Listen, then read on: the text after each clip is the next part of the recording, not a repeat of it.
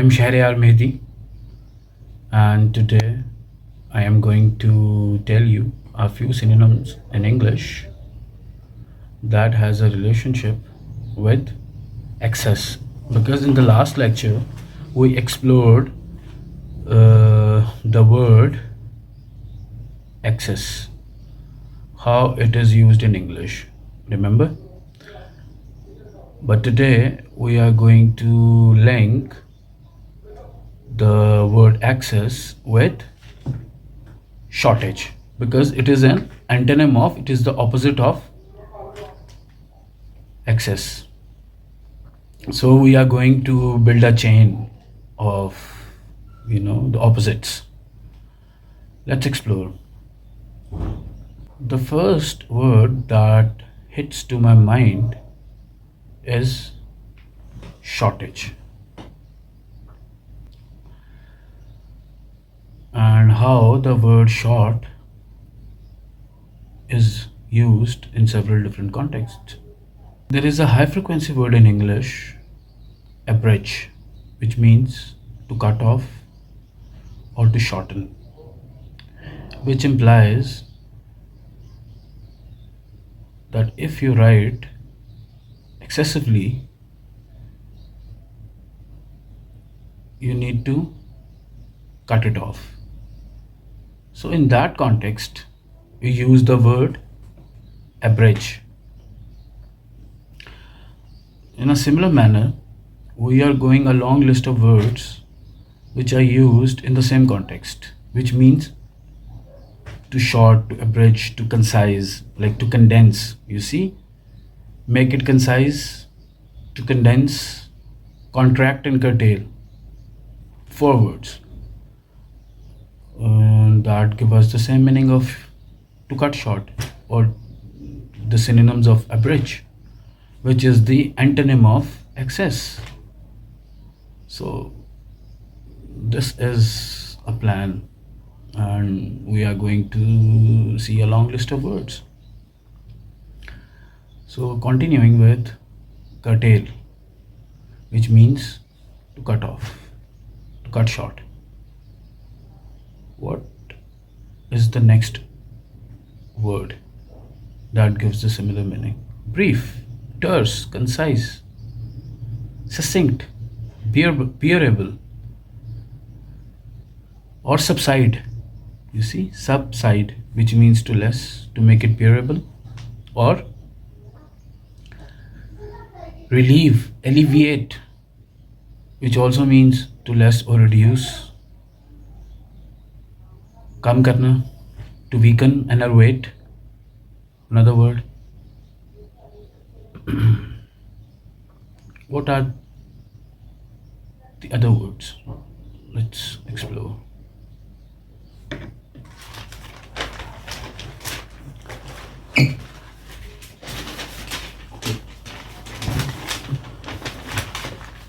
The next dimension is less, which also gives us the same under meaning of to reduce or to diminish. So we will explore the domain of less, how the word less is used in several different contexts. You can say reduce, which gives us the similar understanding. Reduce, diminish, diminutive. Decrease, deprive, another word. Relieve, alleviate, omit. Omit is another dimension.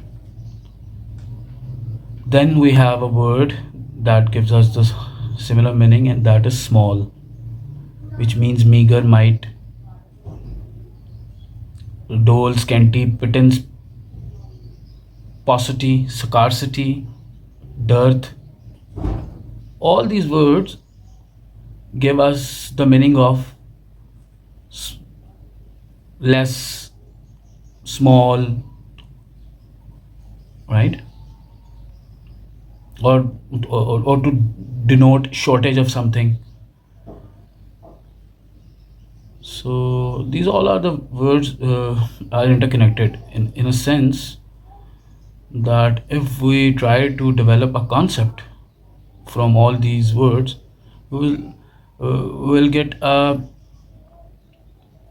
another dimension, because when you link the words, you develop your understandings on different levels. So here also there is another dimension of the word less. Okay, when you are asked specifically by somebody to write a report or essay comprising of 1000 words, it means that person is conditioned you to in a way that you have to produce only 1000 words. It has a reason, it has a purpose, because the examiner or the person wants to check or wants to see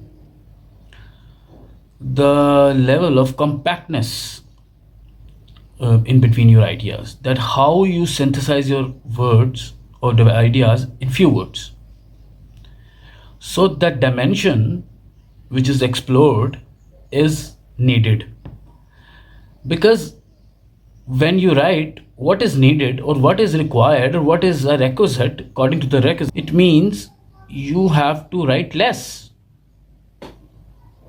You see, there is a connection between relevancy, because when you are supposed to write less, it means it is implicit that you are supposed to write in a relevant context. Then there is a synonym of this, which is relevance or needed or required or requisites or necessary even, because necessary gives the understanding that you only required to write 1000 words. It is a necessity of that examiner. So in terms of less, in terms of small, in terms of